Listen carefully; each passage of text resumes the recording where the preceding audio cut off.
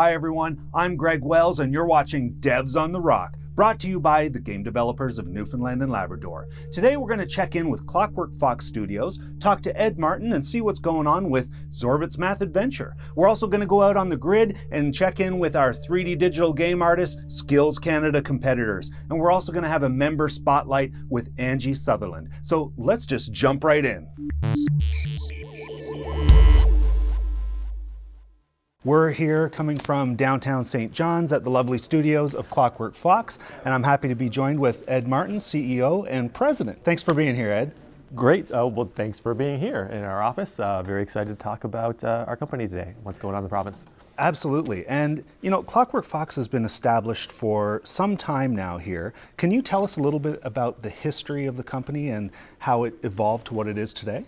Yeah, so Clockwork Fox is sort of an education technology startup that emerged out of a sort of general game development company that merged out of a film and television production company that merged out of a marketing communications company.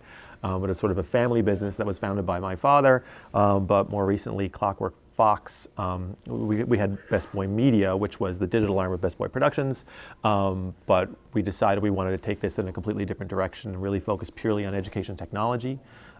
And that's how sort of Clockwork Fox emerged out of all that. Oh wow, there's a lot of history there, a lot of different talents merging into one. For sure, yeah, and a lot of the people who were involved in the television company are still involved in Clockwork Fox today. And it's funny you mentioned the team because I see they're all working hard behind us here. They are. And this seems to be a really positive environment that you have going on here. And can you tell us a little bit about the teamwork and the company culture that helps make this company what it is? It's a fun, loose place.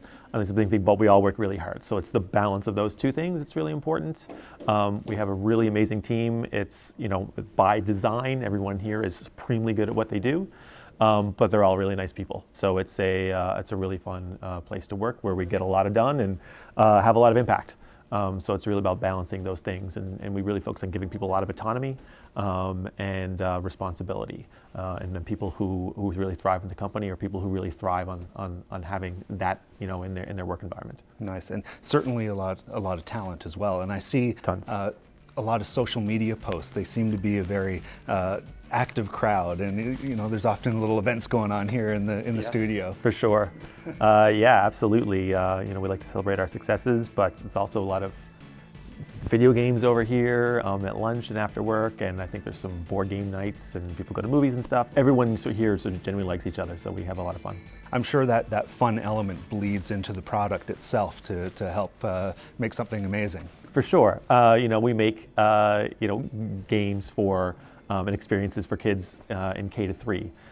So that's a lot of jokes and goofiness and silliness and puns and things like that. So when you're making that kind of product, if you don't have a fun environment building that product, you can't really you're not really going to see that fun on the other end of things. So I think it's really important.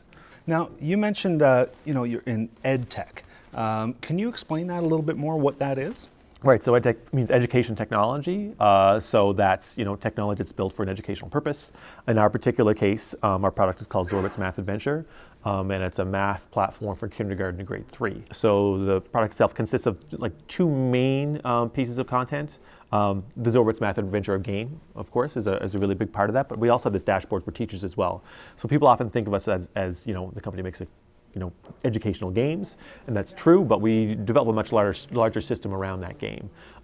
So we have this big library of hands-on activities, because learning math is not just about student on computer experience. It should be social and collaborative, and kids should get their hands on the physical manipulatives, not just digital ones, to really help them develop that conceptual understanding. So we combine both of those things. So we don't say we're a game-based learning platform. We're more of a blended learning platform, because we blend the digital and the hands-on, but with an orientation towards a lot of play in the classroom. You mentioned Zorbit's Math Adventure and interacting with kids. Can you tell us a little bit more about that product itself? So Zorbit's Math Adventure, you've got your three main characters, Zorbit, Zoe, and Serena. Zorbit and Zoe are best friends, and Serena is their robot friend, and they're traveling the galaxy in search of adventure. So they're enrolled in the Space Academy, and they travel to different planets, and at every different planet there's a different problem or challenge they're trying to help the locals overcome. But they use math to help them get through each one of these challenges every step of the way. Oh, that's really cool. There's a nice story behind each of these characters. And do each of these levels where they travel in the galaxy, is it different gameplay that the children would experience as they're learning? Yeah, because so basically the way every single grade in the math curriculum, there tend to be fairly well-defined sort of strands of things. So you might have a geometry strand. You might have a numeracy strand. So we'll have a planet. In each grade, there'll be a particular planet dedicated to that area of the curriculum. And then on that planet, each individual planet has its own narrative and its own characters. So they come in and trying to help them solve a particular problem. They might be trying to rebuild a water park. They might be trying to find the missing spaceport director. They run into pirates and dinosaurs and all kinds of different creatures. So it's fun, yeah. So the gameplay is different for each learning experience that they're...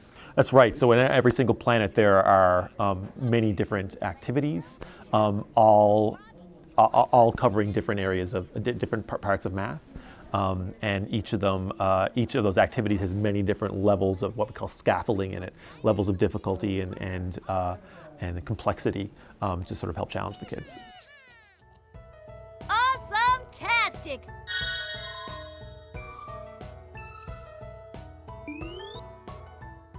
We do a lot of other things as well. We do a lot of professional development. So working with districts and teachers, running PD sessions, or we have sort of online courses and things like that as well, because that's a big part of the equation for us as well.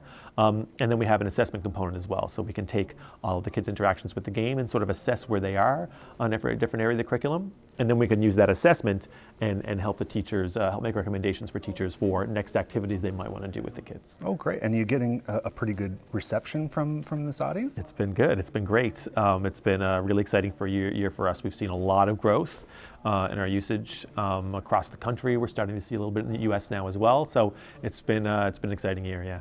Oh, that's really cool. And as far as the artistic aspect, has there been like an evolution of these characters? Did you go through kind of a pre-production process of what they look like and how they came to be? Yeah, it's been a long, long journey. I think the very first math game we built wasn't even Zorbit.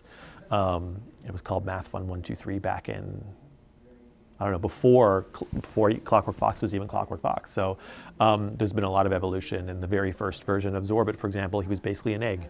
And he sort of grew over time, and we just sort of improved on him over time as well. And to the Zorbit that exists today. And he's going to stay put, I think, the way he is for now. But we'll be building other products as well with new characters at some point. As a leading developer here in the province, you're very supportive of the growth of this industry and setting an inspirational example.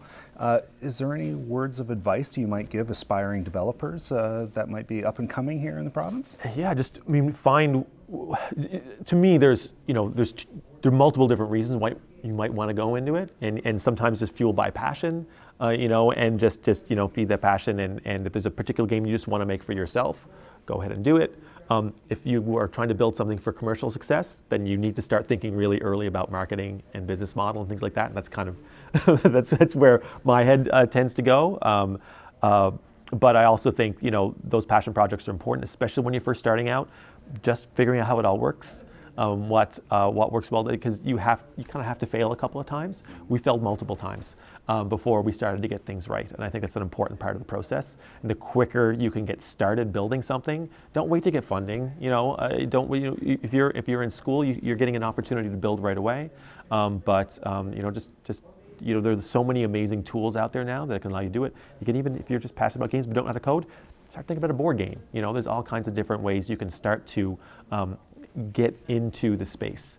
Excellent words of advice and encouragement. Ed, I want to thank you for having us here today and showing us around the studio and telling us a little bit about what Clockwork Fox is working on. Excellent. Thanks for coming down. Great. A lot of fun. Thanks. Cheers. Space-tastic!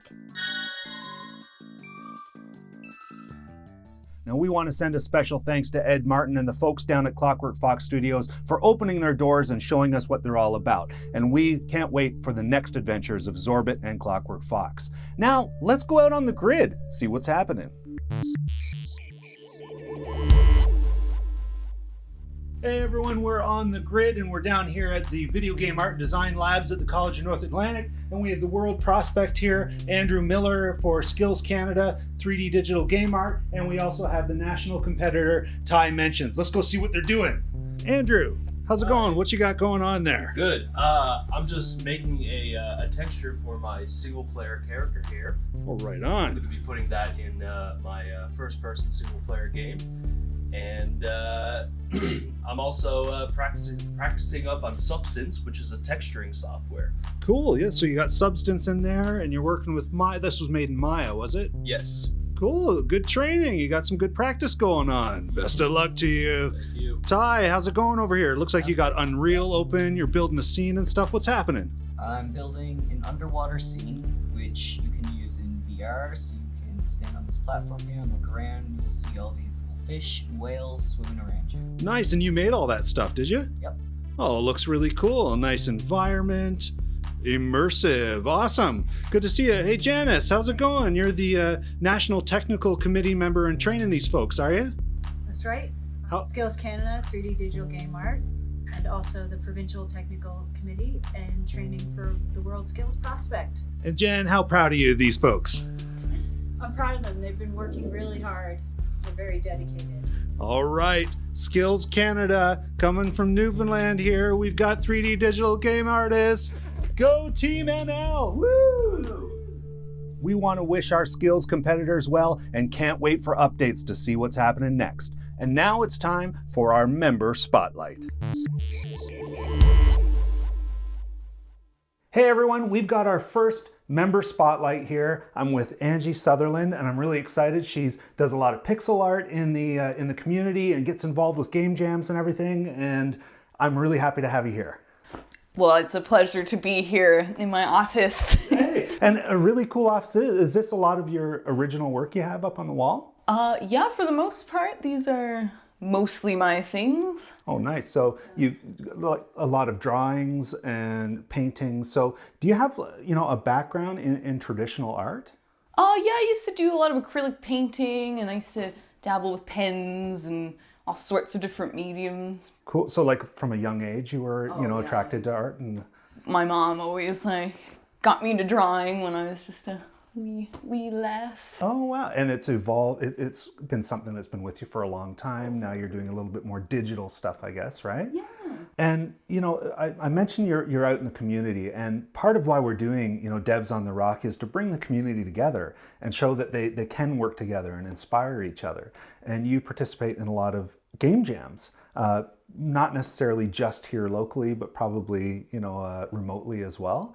Can you tell us a little bit about the game jams that you've participated in?